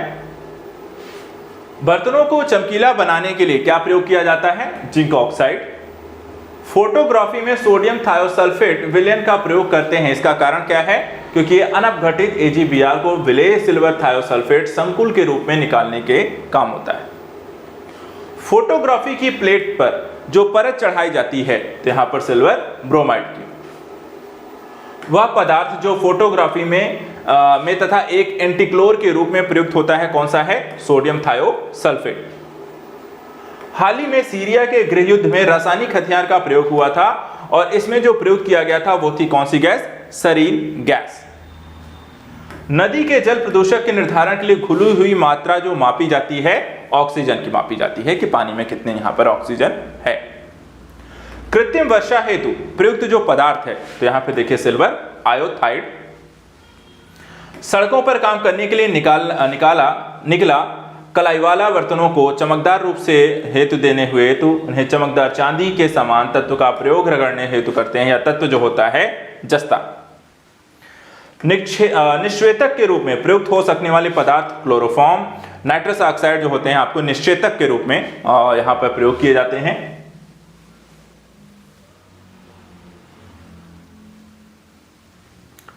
इसके बाद माचिस बनाने में किसका प्रयोग किया जाता है? तो सभी को पता है फास्फोरस। कांच के निर्माण को जो कच्चा माल यहां पे प्रयोग किया जाता है तो यहां पर रेत, सोडा और क्वार्ट्ज। मूत्रालयों के पास नाक में चुभने वाली जो गंध होती है कौन सी है? अमोनिया। बेकिंग पाउडर के निर्माण में जो प्रयोग किया जाता है वो देखा जाए तो आपको टार्टरिक अम्ल। गैल्वेनाइजेशन प्रक्रिया में मुख्यतः प्रयोग किया जाता है किस चीज का? जस्ता का। धातु, खनिज और अयस्क एक और टॉपिक जो कि यहां पर आपकी केमिस्ट्री में पूछा जाता है। कई सारे टॉपिक धातुओं के मिलान को लेकर के, मिश्र धातुओं के निर्माण को लेकर के, उनकी प्रक्रिया को लेकर, चरण को लेकर आपको काफी सारे प्रश्न बनते हैं। जैसे कि वह धातु जो तेल में संग्रहित नहीं की जाती है तो देखा जाए मैग्नीशियम। कॉपर व एल्यूमिनियम धातुओं से बनते हैं, क्या बनते हैं? तो विद्युत तार। वह पदार्थ जिसमें कैल्शियम विद्यमान रहता है जिप्सम। भविष्य का धातु कहा जाता है एल्यूमिनियम को। कांच को गहरा नीला रंग जो प्रदान करता है क्यूप्रिक ऑक्साइड। स्टेनलेस स्टील एक मिश्र धातु है जिसमें लोहे के साथ क्या मिलाया जाता है? क्रोमियम। हाल ही में खोजी गई विश्व की सबसे महंगी जो धातु कौन सी बन गई है? एंडोडेड्रल फुलरीन। इसी तरह पिच ब्लेंड का मुख्य स्रोत क्या होता है? यूरेनियम। धातु को ठंडे पानी से त्वरित क्रिया करती है, जहां पर देखा है सोडियम। कठोरतम जो धातु है प्लैटिनम और मूल जो तत्व है वो है रेत।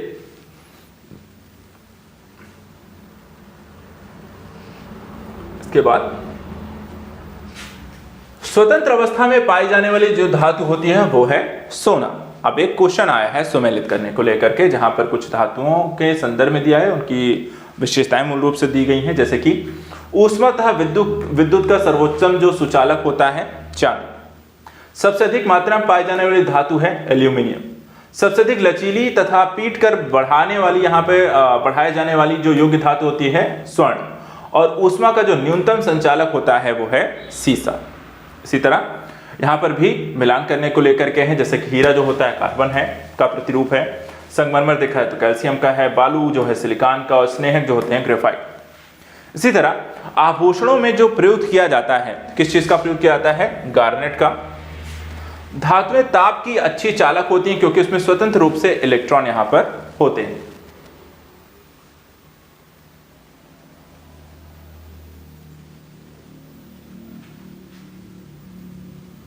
इसमें देखिए प्राकृतिक रूप से प्राप्त जो पदार्थ हैं और उपस्थित तत्व, जैसे कि हीरा जो है कार्बन के रूप में, संगमरमर कैल्शियम के रूप में, रेत कैल्सिलिकॉन और रूबी यहाँ पे एल्युमिनियम। एक और चैप्टर आता है जब हम केमिस्ट्री को पढ़ रहे होते हैं, उसमें आपको कार्बनिक रसायन, हाइड्रोकार्बन और एल्कोहल बहुलक एवं कार्बनिक अम्ल से संबंधित काफी सारे प्रश्न आपको एग्जाम में बने हुए हैं। जैसे कि एक जैव निम्नीकरण बहुलक है, कौन सा? यहाँ पर आप देखें नाइलॉन 6। इसी तरह सुमेलित करने को लेकर जैसे ब्लीचिंग पाउडर देखा जाए तो ये कैल्शियम ऑक्सी क्लोराइड होते हैं। प्लास्टर ऑफ पेरिस का यहाँ पे नाम जो होता है कैल्शियम सल्फेट हेमीहाइड्रेट है। वॉशिंग सोडा को देखें सोडियम कार्बोनेट भी कहते हैं और बेकिंग सोडा को हम सोडियम बाइकार्बोनेट कहते हैं। रक्त में शर्करा का स्तर सामान्यतः प्रदर्शित किया जाता है, कैसे प्रदर्शित किया जाता है? मिलीग्राम प्रति डेसीलीटर के रूप में। इसी तरह वह तत्व जो सरसों में तेल की मात्रा बढ़ाने में अत्यधिक उपयोगी होते हैं वो क्या है? सल्फर।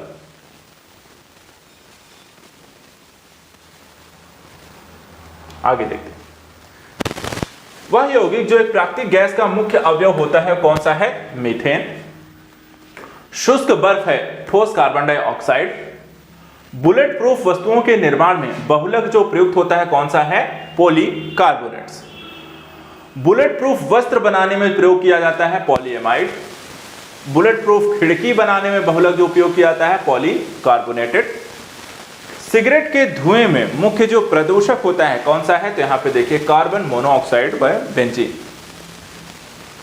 गैसोलीन में इथेनॉल मिश्रित करना कानूनन यहां पे अनिवार्य कर दिया गया है ब्राजील ने। पॉलीथीन की थैलियों को नष्ट नहीं किया जा सकता क्योंकि वो किसकी बनी होती हैं? पॉलीमर से। फोटोग्राफी में प्रयोग किया जाता है आपको देखा जाए तो ऑक्सैलिक अम्ल का। एक प्राकृतिक बहुलक नहीं है देखा जाए तो यहां पे आपका नायलॉन। एक प्राकृतिक बहुलक है रेशम। ठंडे देशों पर पारे के स्थान पर एल्कोहल को तापमापी द्रव के रूप में वरीयता दी जाती है। एल्कोहल का द्रवणांक यहां पर देखा जाए तो निम्नतर होता है। प्राकृतिक रबर का बहुलक क्या है? प्राकृतिक रबर का बहुलक देखा जाए तो आइसोप्रीन। अंगूर में प्रचुर मात्रा में पाया जाने वाला जो ऑर्गेनिक अम्ल होता है वो कौन सा है? टार्ट्रिक अम्ल। अंगूर, इमली तथा केला में जो प्रयुक्त मात्रा में प्राप्त होता है कौन सा अम्ल होता है? टार्ट्रिक अम्ल। आगे देखते हैं। कार्बन यौगिक का एक रूप जिसमें 60 कार्बन परमाणुओं का गुच्छा होता है जो परस्पर यहां पे पंचभुज और खटभुज से बने बहुफलकीय संरचना से जुड़े होते हैं क्या है? तो उसको हम कहते हैं बकमिंस्टर फ्लोरीन। इसी तरह वुड स्प्रीट कहा जाता है। तो वुड स्प्रीट कहा जाता है किसे? मेथिल अल्कोहल को। फिनॉल का उपयोग जो किया जाता है तो यहां पे देखिए बेकेलाइट के निर्माण में। बहुलक जो विशेषता बर्तनों में न चिपकने वाली सतह के रूप में प्रयोग किया जाता है टेफ्लॉन। और भारी पानी का जो अणुभार होता है कितना होता है? 20। अगला यहां पे देखिए क्वेश्चन पूछा गया कि बहुलक नहीं है तो इसमें से कौन सा बहुलक नहीं है? देखा जाए कि कपास का प्रमुख जो घटक है, कपास का प्रमुख घटक जो होता है सेलुलोज। शुष्क बर्फ होता है ठोस कार्बन डाइऑक्साइड। खाद्य पदार्थों के परिरक्षण के लिए प्रयोग में लाया जाने वाला जो रसायन होता है वो कौन सा है? Sodium benzoate. कीटभक्षी पौधे कीटों को पकड़ते समय उनका भक्षण करते हैं किस चीज के लिए? नाइट्रोजन की कमी को पूरा करने के लिए। इसी तरह हास्य गैस कहा जाता है तो कौन सी गैस है जिसे हास्य गैस कहते हैं? नाइट्रस ऑक्साइड को। लेड पेंसिल में जो विद्यमान होता है वो ग्रेफाइट होता है।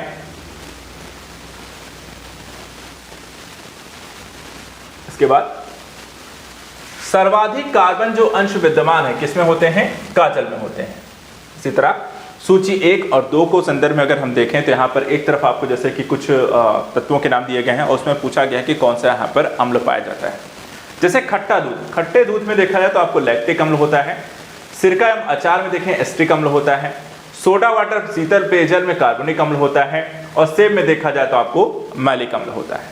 इसी तरह लैक्टिक अम्ल दूध में, एस्ट्रिक अम्ल सिरका में, साइट्रिक अम्ल नींबू में और यहाँ पर ब्यूटारिक जो अम्ल होता है वो दुर्गंध युक्त यहाँ पर मक्खन में होता है। फाइबर यानी कि रेशा जो आजकल एक एयरक्राफ्ट बनाने में प्रयोग किया जाता है वो क्या है? कार्बन फाइबर होता है। अगला जो चैप्टर यहाँ पर देखिए चैप्टर आता है छठा, यहाँ पर हम देखें केमिस्ट्री में, वो होता है यहाँ पे कार्बन, हाइड्रोजन, ऑक्सीजन एवं उनके यौगिकों को लेकर के। और इनसे जो प्रश्न यहाँ पर बनते हैं जैसे कि यहाँ पूछा गया कि शीत प्रकोष्ठ में फल भंडारण दीर्घ भंडारण जीवन यहाँ पे देता है क्योंकि श्वसन दर यहाँ पर आपको जो होता है उसका ह्रास होता है। इसी तरह नाइट्रोजन एक आवश्यक अवयव जो नहीं है किस चीज का नहीं है? तो कार्बोहाइड्रेट का यहाँ पर नहीं है।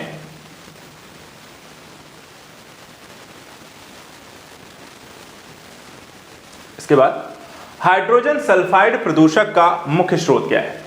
यहां पे देखिए सड़ते हुए वनस्पति एवं पशु पदार्थ। एक गिलास पानी में नमक का जो घोल होता है तो एक गिलास पानी में नमक का जो घोल होता है वो समरस होता है। वायुयानों के टायरों को फुलाने और भरने के लिए जो प्रयुक्त की जाने वाली यहां पर गैस है वो है नाइट्रोजन। सभी जैव यौगिक का यहाँ पे अनिवार्य मूल जो तत्व है यहाँ पर देखा जाए तो कार्बन है। सर्वाधिक यौगिक जो निर्माण करता है यहाँ पर देखा जाए तो आपका कार्बन का। पेंसिल का जो लेड है, पेंसिल का जो लेड है वो आपको किसका बना होता है? ग्रेफाइट का होता है। ये रक्त धारा को दुष्प्रभावित कर मौत उत्पन्न कर सकता है कार्बन मोनोऑक्साइड। सर्वाधिक मजबूत जो पदार्थ होता है कौन सा है, तो यहां पर देखा जाए तो ग्राफीन होता है। कार्बन से कौन सी चीज बनी है, तो ग्राफीन कार्बन से बनी होती है। कार्बन की जो मात्रा अधिकतम होती है तो यहां पर देखा जाए ढलवा लोहे में होती है। वनस्पति तेल से वनस्पति घी बनाने में जो प्रयुक्त गैस होती है वो कौन सी है, हाइड्रोजन। क्रायो बैंक में XC2 संरक्षण के लिए सामान्यतः प्रयोग किया जाता है नाइट्रोजन गैस का। स्थल मंडली एवं वायुमंडलीय नाइट्रोजन की मात्रा जो अप्रभावित होती है वो होती है नाइट्रोजन मुक्ति से। अस्पतालों में मंद निश्चेतक के रूप में जो प्रयुक्त गैस होता है वो है आपका नाइट्रस ऑक्साइड।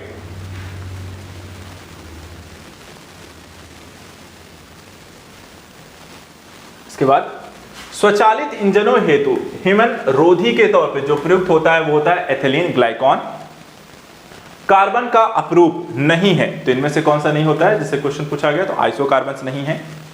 कार्बन का शुद्धतम रूप आपसे पूछा जाए तो हीरा होता है। भारी जल एक प्रकार का क्या है, तो देखा जाए मंदक होता है। फलों के मीठे होने का यानी कि स्वाद जो होता है उसका मीठे होने का कारण क्या होता है, फ्रक्टोज होता है। और टेफ्लॉन क्या है, एक प्रकार का बहुलक होता है यानी कि पॉलीमर होता है। अब आता है अगला टॉपिक, अम्ल, क्षार और लवण को लेकर के, एसिड, बेसिस और सॉल्ट्स को लेकर के आए हुए प्रश्नों को। इसमें देखिए जैसे कि अभी हमने देखा, कुछ और हमने इससे पहले भी इसके प्रश्न यहाँ पर देखे थे। एस्टिक अम्ल देखा जाए तो आपको सिरका में है। लैक्टिक अम्ल देखें तो दही में होता है। फार्मिक अम्ल देखें तो चींटियों के डंक में होता है। और ऑक्सैलिक अम्ल देखा जाए तो आपको पालक में होता है। दूध के खट्टा होने का कारण क्या है, तो देखा जाए दूध जब खट्टा होता है तो उसका कारण क्या हो जाता है, लैक्टिक अम्ल।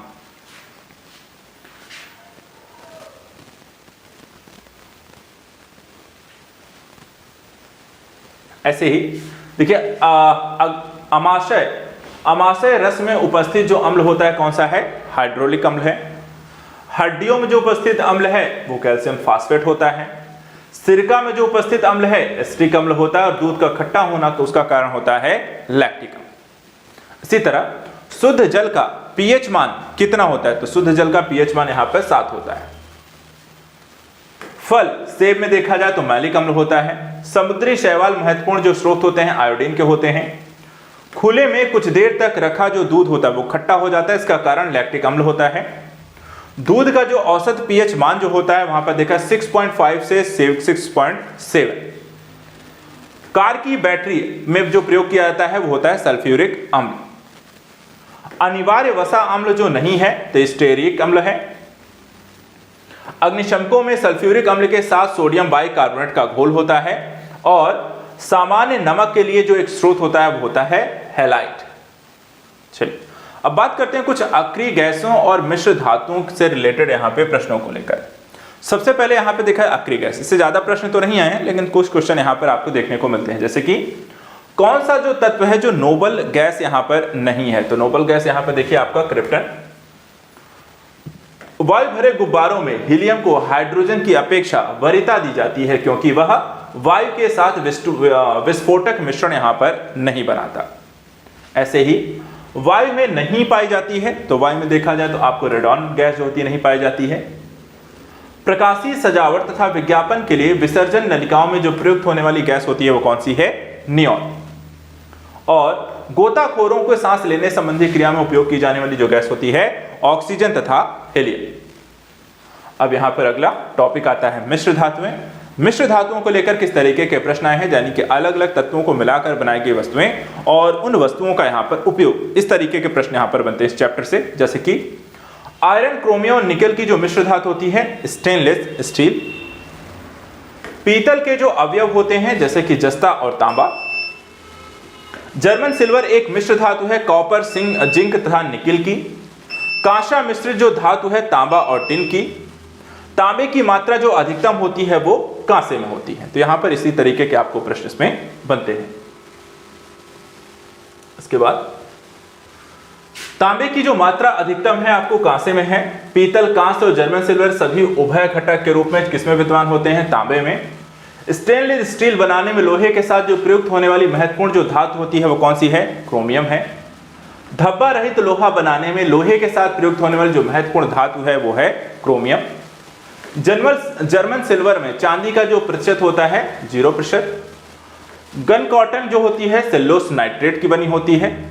इसी तरह कुछ धातुएं और उससे यहाँ पर मिश्रित धातु बनकर बनाई गई, वहां पे पूछा है किससे बनी हुई है, जैसे स्टेनलेस स्टील क्रोमियम निकेल और आयरन से मिलकर बनी होती है। जर्मन सिल्वर कॉपर जिंक निकल से बनी होती है। कांसा कॉपर और टिन से, और पीतल देखा जाए तो कॉपर और जिंक से बनती है। ऐसे ही एक और यहाँ पे देखा जाए क्वेश्चन है, जैसे कि मॉर्फिन को हम यहाँ पे एनाल्जेसिक भी कहते हैं। सोडियम जो होता है केरोसिन तेल से, और बोरिक अम्ल जो होता है एंटीसेप्टिक होता है, और जर्मन सिल्वर जो होता है मिश्र धातु होती है। तो इस तरीके से आपको क्वेश्चन इस टॉपिक से लगातार बनते हैं। पीतल जो मिश्र धातु है जस्ता और तांबे से मिलकर बनी होती है। इसके बाद देखिए यहाँ पे अपमार्जक उर्वरकों को लेकर के, विस्फोटकों को लेकर के प्रश्न आए हुए हैं, जैसे कि वह उर्वरक जिसमें नत्रजन एमाइड के रूप में रहता है यूरिया, डीएपी यानी कि फास्फोरस, तथा यहाँ पे नाइट्रोजन जो पाई जाती है 18% और 46%। यूरिया में जो नाइट्रोजन पाई जाती है एमाइड के रूप में।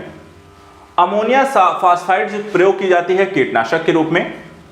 यूरिया नाइट्रोजन का जो प्रतिशत होता है लगभग 47%। गैमेक्सीन कहा जाता है बेंजीन हेक्साक्लोराइड को। एक और क्वेश्चन देखिए यहाँ पर सुमेलित करने को लेकर है, जैसे कि हड्डियों में उपस्थित जो आपको तत्व होता है कैल्शियम फास्फेट, सिरका में उपस्थित अम्ल स्टिक अम्ल, दूध का खट्टा होना लैक्टिक अम्ल, और फलों का जो पकना होता है वो एथिलीन के कारण। एक चैप्टर आता है जिसमें ईंधन और विस्फोटक पदार्थों को लेकर भी आपको केमिस्ट्री में प्रश्न यहाँ पर पूछे जाते हैं, जैसे कि एलपीजी का मुख्य जो अवयव होता है ब्यूटेन है। डाइक्लोरो डाइफिनाइल डाइक्लोरो इथेन यानी कि डीडी जो है एक अजैव अपघटनीय यहाँ पर प्रदूषक होते हैं।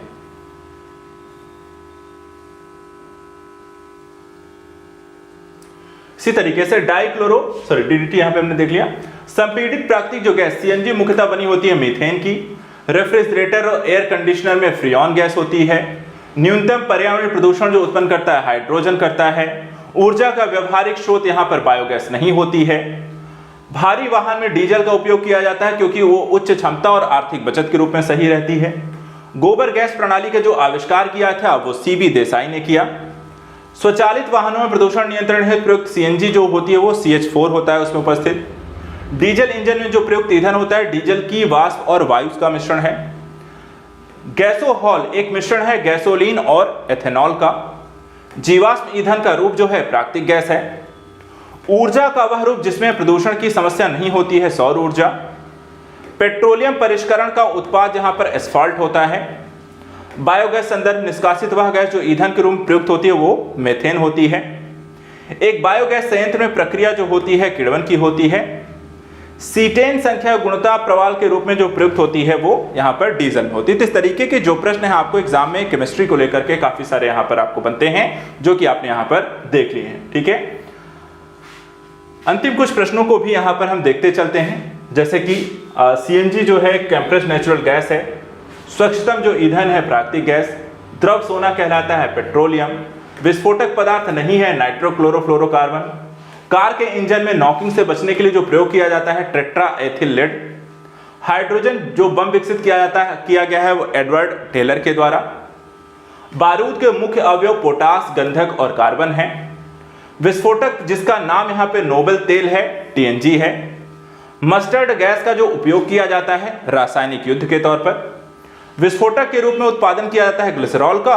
और डीजल की गुणात्मक विशेषता जो पाई जाती है वो सीटेन की संख्या में। जाते जाते यहां पर विविध के कुछ प्रश्नों को भी देखते जाते हैं इस सेशन में। जैसे सूची मिलान करने को लेकर के आया है, फ्रियॉन गैस प्रशीतक के रूप में प्रयोग करते हैं। वाटर गैस हाइड्रोजन और कार्बन मोनोऑक्साइड के रूप में। रॉकेट ईंधन में हम हाइड्रोजन का, और टांका में यहाँ पे टिन और लेड का हम प्रयोग करते हैं। कुछ घटनाएं जो कि यहाँ पर कुछ यौगिक से यहाँ पर संबंधित होती हैं, जैसे कि अम्ल वर्षा में सल्फर डाइऑक्साइड। प्रकाश रासायनिक धुंध के लिए यहाँ पे असंतृप्त हाइड्रोकार्बन जिम्मेदार होते हैं। हीमोग्लोबिन के साथ संयोजन के लिए कार्बन मोनोऑक्साइड जिम्मेदार होते हैं। और ओजोन परत का जो क्षरण होता है वो क्लोरोफ्लोरोकार्बन के कारण होता है।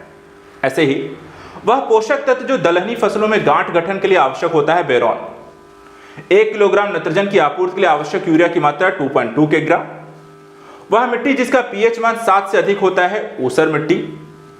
ऊसर मिट्टी में उगाई जा सकने वाली जो वाली फसल है धान, और आलू के चिप्स प्लास्टिक के थैलों में संकुचित किए जाते हैं नाइट्रोजन यहां पर वातावरण में।